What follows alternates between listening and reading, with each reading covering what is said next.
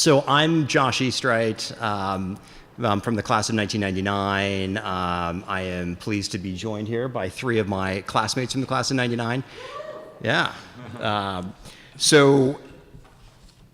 give a quick introduction. I'll let them talk a little bit more about themselves. But the goal of this conversation was to talk a little bit about people that have chosen government service as their path post Amherst.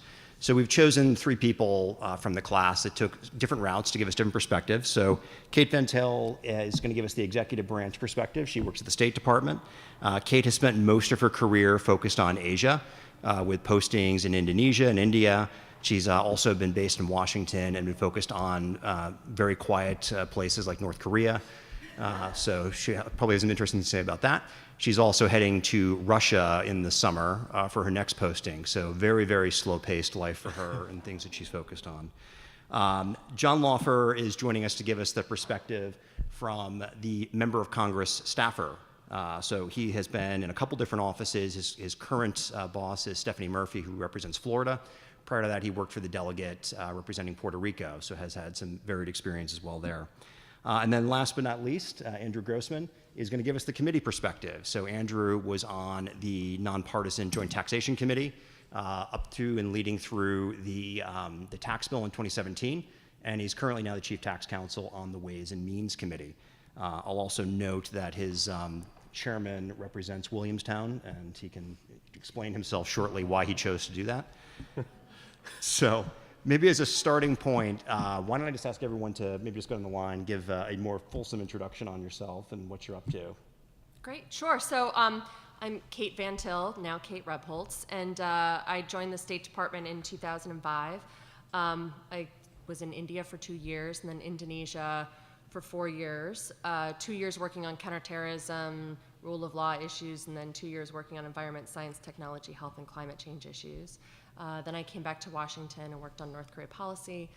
And then I worked in our office that does India economic policy. And then I worked for the undersecretary in the State Department who covers economic policy, working on aviation issues and building sort of the, not really the esprit de corps, but sort of the mentoring and the skills for people who do economic diplomacy. And then I was on detail to the Senate for a year to work for Senator Edward J. Markey, which is great. It's great to be back in Massachusetts here. And now I'm learning Russian, and in a couple months we'll go to Moscow. I'm Jon Laufer, also class of 99. When I graduated here, I took 1 year off and then went to law school. After law school, clerked for a federal judge for a year and started at a law firm in New York City for a couple of years, quickly grew pretty bored of it. At some point made the move down to DC, went back to school for international security studies at Georgetown, and got a job working for a delegate from Puerto Rico named Luis Fortuño, who was a Republican, because I was a Republican at the time. I've since switched to the Democratic Party. Did that for a year. He became governor of Puerto Rico, and I started working for his successor, who was a Democrat from Puerto Rico named Pedro Pierluisi. Worked for him for 8 years, because, fun fact, the Puerto Rico member of Congress has a 4-year term rather than a 2-year term. The only person in the federal government other than the president or vice president to have a 4-year term. And then after that, I'm moving up the Eastern Seaboard and started working for Stephanie Murphy, who, despite the Irish name, is the first Vietnamese American woman ever to serve in Congress. She represents downtown Orlando and the northern suburbs, former DOD official. So she used to be on the House Armed Services Committee in her freshman year and has since moved over to the Ways and Means Committee. So I interact with Andrew quite a bit, actually, since tax is handled through the Ways and Means Committee. And she's the head of something, I think we'll get into this, called the Blue Dogs, which is a sort of moderate to conservative members of the Democratic Party. There's 27 of them. So very centrist member representing a very purple district that went for Hillary Clinton over Trump by like 2 or 3 points. So we're always trying to balance everything in everything we do. Sure. I'm not sure if my mic is on, actually. Is my mic on? Oh, yeah, now it is, yeah. So after Amherst, I took some time to not go to law school, and I was a teacher for 3 years. I taught math just because it was fun and I enjoyed it. But then law school was sort of always the plan, and eventually it called to me. So I went to law school and didn't really know what I wanted to do with that, but kind of took a little bit of a liking to tax law. And as a result, I sort of ended up falling into being a tax lawyer at a private firm, for about 4 years. But sort of like Jon, that lifestyle wasn't really for me, and I was looking around for the next thing to do, and just through some connections, ended up at an organization that's not very well known outside of Capitol Hill, really, called the Joint Committee on Taxation. Joint Committee on Taxation is a nonpartisan, bicameral organization devoted to basically being the tax experts for Congress, the resource, and they're primarily cited in the media as being sort of like the CBO of tax law, in the sense that they do all the revenue estimates for any revenue bill that Congress puts out. So I was there for 7 years, and then somewhat randomly and surprisingly, I got the opportunity to take up the position as the Chief Tax Counsel of the Committee on Ways and Means, which means that I have morphed from being a nonpartisan technocrat to being a hyperpartisan non-technocrat in the space of one day. I have been doing this job since January 3rd, the first day that Congress was in session, for the 116th Congress was in session, and it has been a tremendously steep learning curve, but I am enjoying it. Cool. So I thought I'd ask a few questions to get things going, but we'll leave plenty of time for you all to ask your own questions as well. I'm going to start with talking about people's experience at Amherst and how it prepared them. We'll pivot a little bit into policy. Just as a ground rule, everyone is speaking for themselves as opposed to their organizations today, and that goes for the videotape as well. I spent hours digging through the alumni directory and yearbooks trying to find something that the three of you had in common, and literally the only thing I could find was that you all lived in James and Crossover together. That's pretty sure. There was nothing else except for that. So I don't know if that was the common thread and how you ended up in Washington, but in all seriousness, you all were in completely different majors. You studied completely different things. As you look back at your time at Amherst, were there any courses, were there professors, anything that influenced you to eventually end up in government service or focused on what you're doing now? And anyone can jump in on any of these. So I see a very clear line, because when I came to Amherst, I think I thought I was going to be a math major. And then someone said, oh, you have to take Deborah Gewertz's anthropology class. It's like the anthropology of gender. And I was like, okay, that's what I'm here to do, is expand my mind. And it blew me away. I just totally different way of seeing the world and about viewing issues. I hadn't intended to major in anthropology. And then after Amherst, I had a Watson Fellowship, which I would not have pursued if it hadn't been for the anthropology major, and spent a year traveling through Europe, North Africa, and parts of Turkey.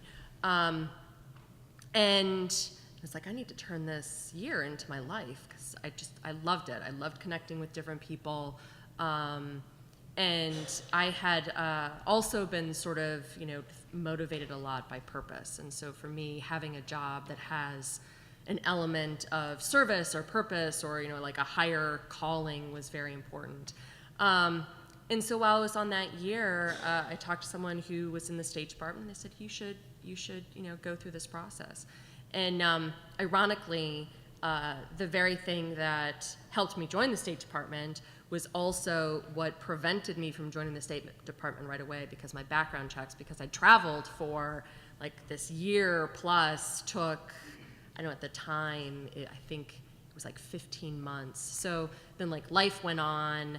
I went to business school, and then when I got out of business school, I was like, well, this is the time, if I'm going to do this again, to try to join the State Department. It all sort of aligned. So I see a very, I just don't know that I would have chosen this career had it not been a conversation that I had with somebody about how there was this one professor that everybody should take.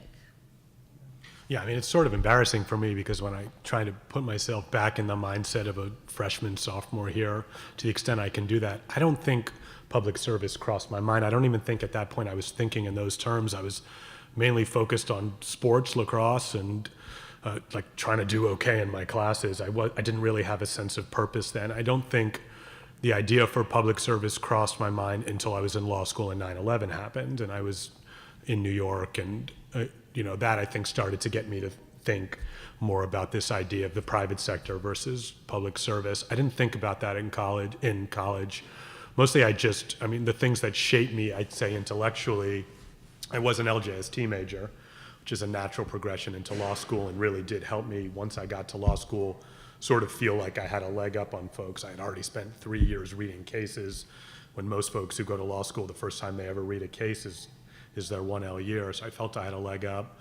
And just the sort of the quality of education here, Lawrence Douglas, who was sort of my mentor in the LJST field, just really teaching me to think through problems logically. So I think Amherst prepared me very well for public service, but the idea of public service didn't hit me until after I left Amherst. I think for me, what probably most stands out was that Amherst, if not necessarily priming the pump for a career in public service, sparked my interest in public policy. I was actually an economics major, but I took a lot of LJST classes. I was actually a double major. I guess I majored in history as well, and I think that interest when I went to law school allowed me to gravitate towards those fields where I thought that I could affect public policy in a meaningful way. A lot of law school, what you do is you learn about common law, and common law really has virtually nothing to do with public policy. But tax law is just written in the tax code, and it affects public policy greatly. And so I think that I gravitated towards that field where I thought I could have a meaningful change through the law on public policy in a way that I thought that a lot of other areas of the fields of law didn't give me, and so I think just sort of that casting me through that route was really had a big effect. You all talked a lot about purpose in some way, shape, or form in your decision, and you can now measure your careers in the government in decades in some cases, or coming up on multiple decades. Obviously, you could work in the private sector for a lot more money for a lot less hours in the day. What's kept you in the government and kept you there over as long a period of time as you've been in it? Well, I think for me, one of the reasons is just purely the interest of the work. I mean, it's actually I feel like a little bit selfish, in the sense that I get I'm privileged to have a job that I go to every day where I think the work is genuinely interesting, and so yeah, I could probably there are a lot of I mean, this is not I think the private sector has a lot of very rewarding jobs, and it's certainly not a knock on anyone who works in the private sector, because I think there are obviously a lot of great jobs there, but for me, this is really genuinely what interests me. And so my decision, to be honest, is not one that's out of self-sacrifice as much as just as the selfishness of what I like doing. Yeah, I'm in the same position. It doesn't feel like a sacrifice. I mean, the money, every so often you think about it, and if you compare it to other folks, you start to think about it quite a bit. But but the work is so interesting, and I think one of the difference between what Andrew and I do is I've always liked being a generalist, which is knowing a little bit about a lot of things. Andrew is a tax expert and every day deals with tax. I have to, in my job, know foreign policy, domestic policy, within domestic policy, a lot of different issues, because my role is something called a legislative director, which in the House versus the Senate. In the Senate, the LD is more of a manager, overseeing legislative assistants who are specialists. In the House, because you don't have a lot of staffers, you have to have your own portfolios.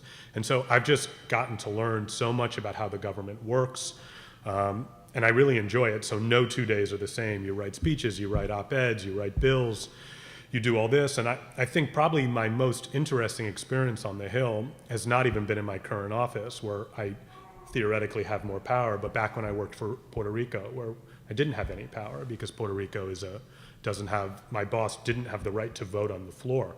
Puerto Rico has no senators, no vote for president, but there you were dealing with issues that felt almost existential in nature, that if you didn't fix a problem, there was nobody else out there who was going to fix it. It wasn't that if Congress passed a law, it automatically applied to your state, your jurisdiction. In Puerto Rico, you had to make sure you were in it. And so the work, like Andrew said, it doesn't feel like a sacrifice when it comes to being able to get up every day and say, wow, today's not going to be like yesterday. It's going to be interesting. And that matters, because when you know people who really don't feel that way, you realize how important and you appreciate what you have. Yeah, I agree. I find the work that we do overseas and domestically in Washington intensely gratifying. It never gets old to stand in front of the U.S. flag and say, on behalf of the United States, and then whatever else would like to welcome you to, or I would need you to do this other thing, or I need you to help this U.S. citizen. It's just intensely gratifying to represent the American people. And usually when people come to the State Department, they either, not necessarily, businesses come to the State Department for a variety of reasons, but most of the time that someone comes to an embassy, it's because it's their worst moment. And if they had any other options, they would have already used those other options. And so they're really coming to me and to the State Department for help to get them out of the country, out of some sort of situation. And that working those kinds of problems that are really intractable is, I find, really rewarding work. And I'm sure there would be rewarding work elsewhere, but it hasn't gotten old yet. So we talked a bit about your time at Amherst. The other common thread with you is all of you went on to grad school of some sort. How did your post-grad education help you? And I guess the other theme is, obviously, in the 20 years since we got out of Amherst, it's gotten a lot more expensive to go to graduate school. Student debt's become a bigger and bigger part of the conversation. When you see young people coming into roles to work with you, are they going to grad school as much? Are they, is the student debt burden an issue? Does that concern you about the kinds of people you're able to pick up in the future for your offices? Yeah, I guess, obviously grad school, to become a lawyer, it's a guild, right? And you have to go to law school. So, in one sense, they have something of a captive market. And obviously there's been a lot of, attention, to the rising cost of law school. And in a lot of cases, law schools whose bar passage rates are pretty low and whose tuitions are really high. And, they embody a lot of the problems that we think about when we think about, student debt and managing that. What I say to people when they ask me if they should go to law school is I ask them whether or not they want to be a lawyer, because that's actually, I think, a really important gating issue. A lot of people go to law school with the mindset that it's a flexible degree for which you can do anything, and there's a little bit of truth to that, but I think it's only a kernel of truth. And I think for a lot of people who are making use of that flexible degree, they've put in many, many miserable years of being a lawyer, and that's a lot of your life to spend if you don't actually want to be a lawyer. So that's my take. I loved law school. I think I liked law school more than 98% of the people that went to law school. So I'm not one of these people that warns people against going to law school, because I really, really genuinely enjoyed it. But there's obviously a debt issue, but also just ask yourself if you're doing it for the right reasons. It's funny you say that, because I get a lot of people who ask me whether they should go to law school, and I go through a lot of the same thought process as Andrew, which is the first question is, do you want to be a lawyer? And then the second, more sensitive question is, are you going to have to take out loans, or are your parents going to be able to help you pay? Because those things should be determinative. I, like Andrew, loved law school, but did not like the practice of law, which is typically what people say. They say the more you like law school, the less you're going to like practice, and the reverse. It's helped me a huge amount in my current job. There are not a lot of lawyers in personal offices on the House. In committee and Judiciary Committee, Ways and Means, you'll run across, there's plenty of lawyers in a town like DC filled with lawyers. But in terms of personal staff in House offices, lawyers, particularly lawyers who went to relatively good law schools, are quite rare. And I find just being comfortable with the law and how judges think and how laws are written has helped me a lot. What has helped me just as much is that I got this grad degree, and when I was still trying to figure out what the heck to do with my life in international security, which has helped me sort of think through problems of foreign policy and international security. So I think grad school is great, as Andrew said, for law school. If you want to be a lawyer, it's essential.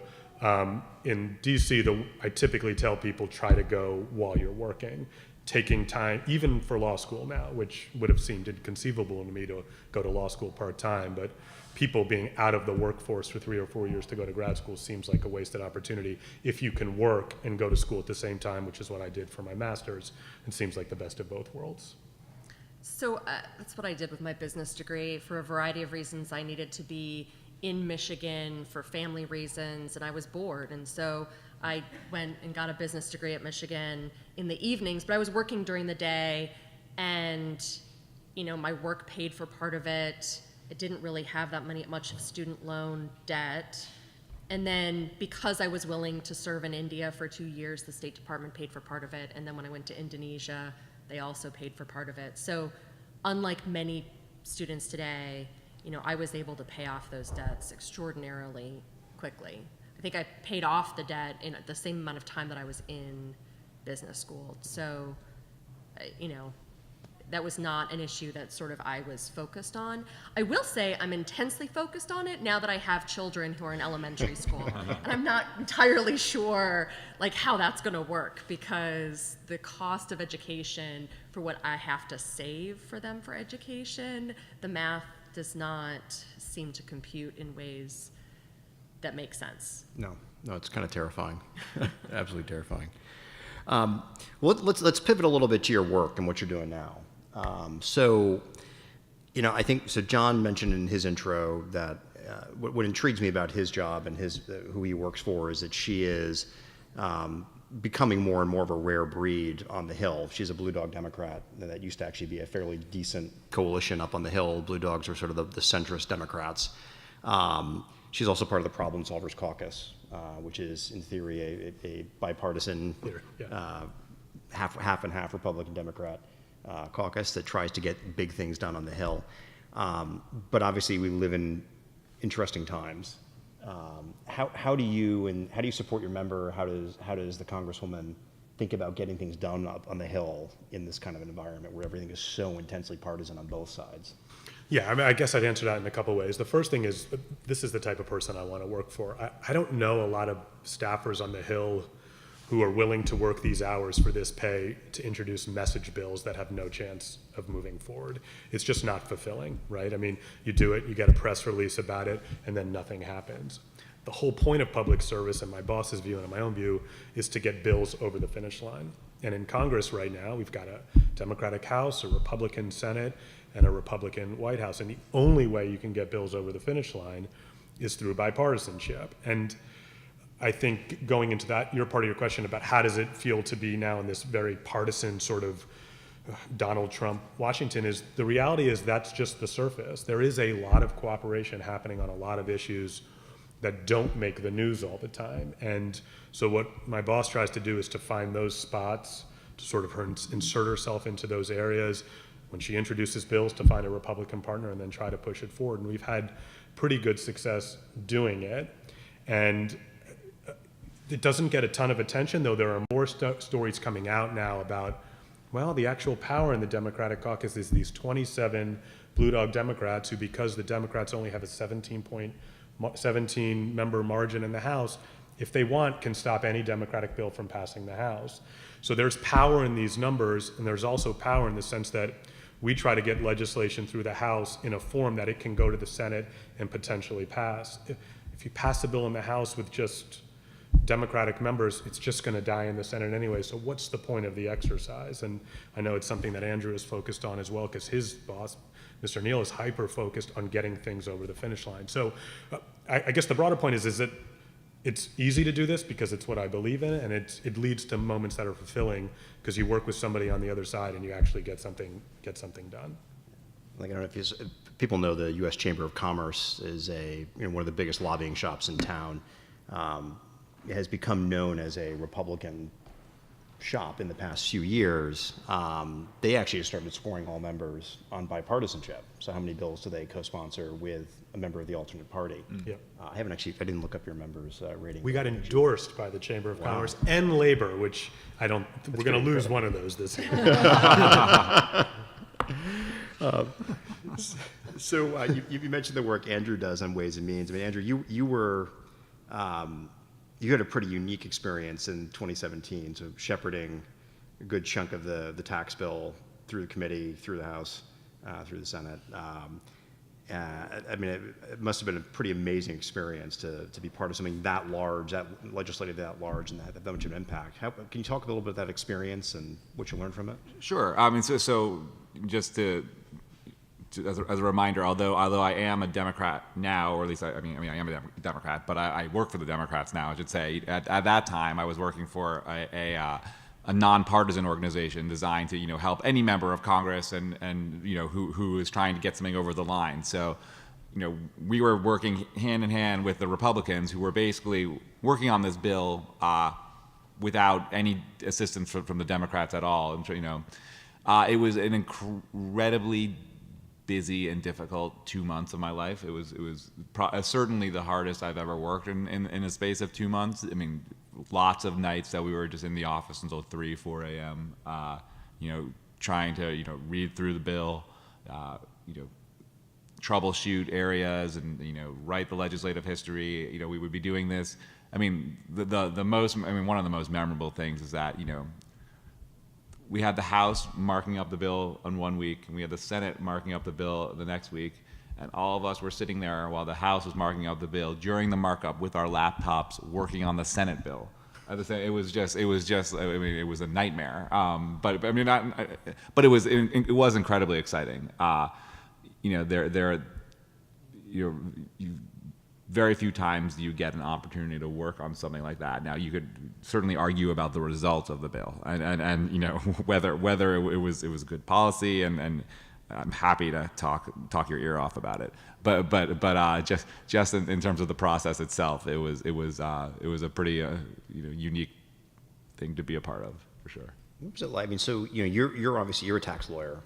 You worked in an organization full of tax lawyers and people that are experts, but you're having to explain these things to members of Congress who I'm sure had varying degrees of understanding of tax law and the issues that they were debating.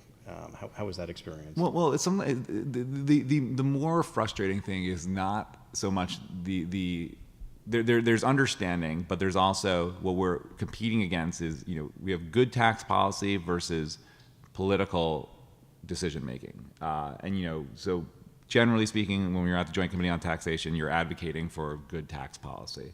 And, I would explain why, X decision really isn't in conformance with what you would normally do under a normal tax system because it's not really representative of your, person's income. And they would say, well, politically, we just have to do it. And, so you're sort of banging your head up against a wall. That, I'd say, is the more difficult task. I mean, staff aren't tax lawyers per se, but they're not dumb. And you explain things and they get it, they understand it. But it's just that there are these very strong political constraints that they're operating under that I think tends to be pretty frustrating for the tax technocrat. Right. And Kate, so you talked about this concept. You have to stand under the flag and say on behalf of the United States, and you've been doing that for a long time. Obviously, the past couple of years have been a slightly different environment to be doing that under. So where we're seeing politics and policy merge more than ever before. We saw the news on the tariffs with Mexico merging with immigration policy. I'm sure there was an interesting conversation between Mexico and the United States around that diplomatically afterwards. How do you and how do your colleagues deal with the sort of hyper-partisan environment in this area where policy and politics are merging more than ever? So, I mean, it's a great question. I don't think that the decisions that we're taking now in the foreign policy space are all that different than they have been in the past. I mean, there are high-profile issues, obviously, but in the vast majority of instances, our foreign policy has been extraordinarily consistent, and the safe place for all of us is in the projection of American values. That has also been a constant, and there's a bipartisan agreement over how we project American values. So, yes, it is hyper-partisan on some issues, certainly, but in the vast majority of instances, people are able to continue doing their work because we all agree that we need to have, like safe relationships. We need to protect American citizens. We need to advocate on behalf of U.S. companies. We need to respect human rights and protect people who are the most vulnerable. And there's a large, that area of issues where we actively work, in every country, well, almost every country around the globe, that hasn't changed. There are, of course, those hot button issues that change with every administration, and most of us, the exceptions, are usually people who resign very quickly when administrations change, and that happens with every administration. But most of us say, you tell me what the policy is and I'll tell you how to implement it. You tell me what you want accomplished in this relationship, and I can tell you how they're going to, our negotiating partners will respond, and I can help you find the path to getting what we want, to achieving those policy goals. So you're pretty upbeat, it sounds like, on things. But what's the? I mean, if I talk to the average Foreign Service officer or State Department, how do you feel like the morale of your colleagues is, and how do they take it? I spend a lot of time thinking about this issue, not from a political perspective, but from I'm now part of like the senior cadre at the State Department, not the most senior officers who are making these big policy decisions, but responsible for mentoring this next generation of diplomats. And when I worked for the Undersecretary for Economic and Environment and Energy Issues, one of the things that I worked on was building resiliency in our economic officers, because we asked these people who are so smart and so eager to pack up everything in their lives and move to a remote location where they don't know anybody, they don't have any family, they don't have any friends, and then work in that location from early hours until late hours. And so a lot of what I focus on now from a management and leadership perspective is how to build resiliency in the core of these young people, for whom many it's a first career, and it's just about, okay, well, you have to show up on time, and when you're here, we'd really like you to do the work, and then we'd like you to go home, and we don't want you to stay all night. Just come in, do the work, and go home, and find friends, live your life, enjoy being in India, enjoy being in China, enjoy being, wherever you are. And so, but then we also have to provide a support system for people and community, and sort of how do you take care of yourself? How do you take care of other people? How do we invest in each other in meaningful ways? How do I make sure that people know how to connect to one another, so that when I have to give you bad news, you're willing to accept that bad news? And we as a diplomatic corps need to do that, because that's what we do with other countries. It's about building relationships. It's always about people. It's people first. The policy comes later. And because before I ask you to do anything, you have to trust me and I have to trust you. And so we spend a lot of time building those relationships. So that's how I sort of, it's the longer way of answering that question. But we have to invest in this diplomatic cadre of people who are going to no matter administrations change, but we are all the same, and we have to stand in front of the flag, no matter who's in the White House, no matter who's in the Senate, no matter who's in the House, and represent the American people. And if we're not taking care of ourselves, we certainly can't do that.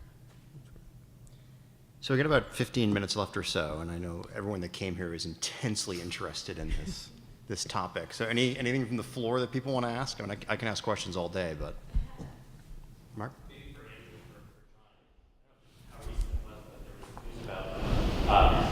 Some bills or at least some policy proposals to tax places like this, right? Huge endowments, or force them to sort of spend. Are you just comment? What is the status of that? So actually, in the tax bill in 2017, there was enacted an excise tax in the amount of, I believe, is 1.4% on any institution who has an endowment in excess of $500,000 per student, Amherst College does fall into that list. There are about 30 schools that it hits. It's interesting. We've heard. I mean, we've heard a lot about a lot of things in the bill, and this is one where, from the perspective of the people who proposed this and who got it through, you can see where people are coming from in the sense of, you hear lots of stories about very, very wealthy institutions that have a lot of money, and that, basically that money grows as a part of investment, and they don't pay tax on it. They're tax exempt organizations, and there's this notion that, if you are tax exempt by grace of the government, you shouldn't be functioning as a vehicle to simply hoard wealth and not do something to the benefit of the reason why you were tax exempt. That is, if I'm being generous, the rationale but behind a provision like that. Now, I thought, truthfully, that it seems like a really sort of blunt and not an imprecise instrument at which to get at and that perceived problem, if that is a problem. I mean, to me, if you don't think, for instance, that schools are using their endowment resources enough to help low-income individuals, attend their school, then use that, then attack the root of the problem rather than using the tax code as sort of a kind of imprecise and inspecific weapon against schools with big endowments. I didn't really see how one connected with the other in any particular way. But I know those schools that are hit by it are pretty concerned by it. I haven't had Amherst come in to lobby me just yet. Just a follow-up on that. I know usually when these tax bills go through, there's a big raft of technical corrections that go through, typically within a few months afterwards. This seems to have been sort of very different in that nothing really much is moving. Do you see any other changes coming in the upcoming months or years? As politically, this is the bill left a lot of a bad taste in Democrats' mouth, and there's also this sort of long tail political ill will about the idea of fixing bills, because as some of you may remember, in 2009, 2010, the Democrats passed the ACA. There were mistakes in that bill, and there was one wrong word that ended all the way up in the Supreme Court. Even when it was clearly a typo. So Democrats there's a long history about fixing problems with bills, which is not to say that there won't be changes, but as I like to say, they're going to be subject to some heavy negotiation for sure. Any questions, Mina? Could you comment on press reports, especially I think in 2017 we were hearing about morale at State Department being decimated, large sections of the building until our system was closing, that there was just very little communication between, say, higher administration and career diplomats. Is that, like, how accurate was that? Like, how concerning was that? So, how real was that? I mean, I think that there are always, in every administration, when there's a changeover administration, there are fits and starts and bumps in the road. And there are always people who, for many people, they grew up in the State Department with President Obama as president. And so they had never seen a change of administration before and didn't know what that looked like. And that sense of anxiety over what does it look like when administration changes manifests in a whole host of different ways. Fortunately, at the State Department, we have a lot of really senior leaders who've gone through multiple administrations and have seen that process take place, and can serve as a touchstone to sort of ground the institution. The department is a resilient place, partly because we emphasize resiliency and finding ways to be resilient. I will also say that the State Department does not always do a great job of making the case, not just in general, but to the American people over what the State Department does. I mean, it's in like the statistics over, how much do we spend on foreign affairs in the budget? Like some people imagine that it's more than less than 1% of the budget. It's a very small amount of money. And so, we as an institution have been trying to do a better job of educating the American people about what the State Department does, what the value of the State Department is, what we're doing overseas, and how we project American power, and why that's a net benefit to the world. And I think that it's always a work in progress to get through that.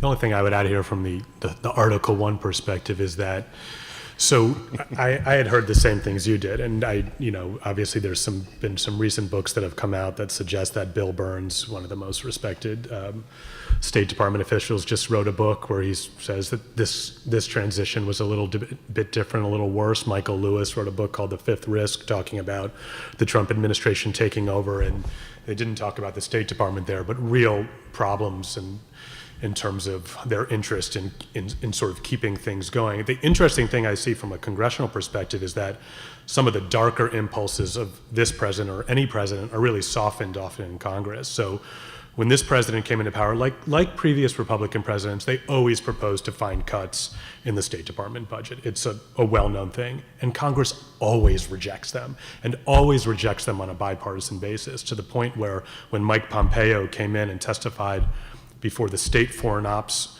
Appropriations Subcommittee, the one that deals with the foreign affairs budget, the first thing Lindsey Graham, a Republican, and at least recently a Trump fan, said is, none of these cuts are happening on my watch. So this supposed hollowing out of the State Department that we were worried about based on a budget request, Congress never implements them. And so the story comes out, President proposes to cut foreign aid, and it never happens. And so it's always useful to bear in mind that ultimately Congress controls the power of the purse here. If you look at some of the just baseline statistics, are we still getting the same number of foreign service officer applications? Are they down? Are they up? I think the applications. We are really trying to I make you put me know. on the spot. I think the applications are down, but everyone I've talked to in our human resources who's part of the sort of the intake process says that the caliber of the people who are coming in is as high and distinguished as it ever has been. So, when I joined the State Department, 2% of the people who sat to take the Foreign Service exam made it into an entry class. And so the number the percentage might have changed, where slightly more are making it in, but it's still, of everyone who sits to say, hey, I'm interested in joining the State Department, we're still getting this incredibly high quality and caliber of individuals who are eager to serve. And of course we want to, as a part of the outreach that we're doing, is have more people represent what America looks like. And so, the State Department is aggressively going to not just the traditional educational institutions that have drawn diplomats, but across America, to get more variety in the State Department from a gender perspective, from a racial background perspective, from an economic perspective, so that the development and diplomatic corps represent America not just in values, but also in composition and in background, et cetera. Aaron? You've each touched on the sense of purpose that you have and the service. I wonder if you would each be willing to share a specific example of a project or initiative that you worked on that you felt really good about the impact that it had, or the difference that you were able to make. A lot of the stuff that I feel really good about, at least in my old job, is stuff that didn't get enacted. That you prevented from getting enacted? Well, I wouldn't say that I prevented it from getting enacted as much as that, there was some section they were gonna put in this bill. I was like, you really, really shouldn't put this in the bill. And finally, they're like, okay, all right, we're gonna take it out of the bill. And it's so Man, nothing specific is coming to mind off the top of my head. It's a great question. trying to think. But it is, as sort of John was saying, I do actually always find it very rewarding when something actually gets through and gets enacted. And of course, there are big tax laws, but we do enact smaller tax laws occasionally throughout the year. And I remember, so for instance, in 2014, a bill that I worked on for a long time called the ABLE Act finally got enacted, and it was pretty cool. And I got invited to the White House for like the signing ceremony, and it was a pretty neat experience. And like I was explaining to someone, I was like, no, the actual like draft, like the text is in a Word document on my computer, like that's where it came from. And it was sort of like, so it was that was a pretty neat experience to see. Yeah, I'd say the two I have are interesting because one was really big and one was really small, but they were both super important. The first one was when I was in the Puerto Rico office, to the extent that you guys follow Puerto Rico. A couple of years ago, we passed the biggest bill for Puerto Rico in a generation, and it was the island had built up $70 billion in bonded debt and couldn't pay back bondholders, and everybody in the States owned Puerto Rico debt because it's triple tax exempt. So everybody's bond portfolios had Puerto Rico debt, and the governor said, we can't pay. And Puerto Rico, because it's a territory and not a state, its localities didn't have access to the Chapter 9 bankruptcy process, which only would have helped a little bit. So we did this gigantic bill called Promesa, which means promise in Spanish, that provided a mechanism for Puerto Rico to go to court and reduce the debt that it owed bondholders, which were mostly at that point Wall Street hedge funds, who objected significantly. But in exchange for that, we put an oversight board in place in Puerto Rico because the way that the island was running its fiscal affairs was very poor, which, as you can imagine, in Puerto Rico, which already lacks democracy, you now have an unelected board coming in, really being sort of the overseer of fiscal affairs on the island. Yeah. Do you want to answer the question, Jake? Sure. It's a hard question for me to answer, mostly because most of what I do, the work is on behalf of someone else. So, when the president does something, it's not because I did it, it's because the president did it. If the secretary does something, it's the secretary does it. So, there are things that are great, but it would be inappropriate for me to talk about them because they're not my successes. They're the successes of the administration, whichever administration it is. One thing that I can say is, again, diplomacy is about people. It's always about relationships. And when I worked on North Korea issues, part of my portfolio was that when Americans at the time traveled to North Korea, some of them were then detained in North Korea, and it was my job to talk to their families. And I found that it's very gratifying. Difficult and very emotional, but when the families would come to Washington and they would sit in my office and we would all cry together, which is not very, it doesn't sound great. The best thing is when I cried with people in my office. It's not a great, selling point, but I did feel like I was really doing my job in, the best possible way to do the job because, these individuals who had very little to hold on to that their loved one is ever going to come back to the United States.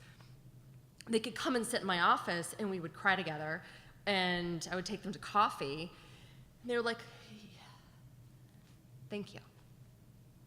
So that to me, I think is when I talk about the successes, it's those personal successes and that times when the relationships that we have with other people, make a meaningful difference. And, I think it made a meaningful difference to them and it certainly made a meaningful difference to me. That's a probably pretty good way to finish up. So I get to, in my job, I get to sit in the sideline and watch these folks do their work day in and day out, which is fun, but obviously not as meaningful to what they do. So thank you all for your service. I think gives us all a lot of hope that we've got people like you representing us in Washington. I think almost everyone here is going to be at our reception afterwards tonight. So you can feel free to continue the conversation afterwards, but thank you all for being here. Thanks. Thank you.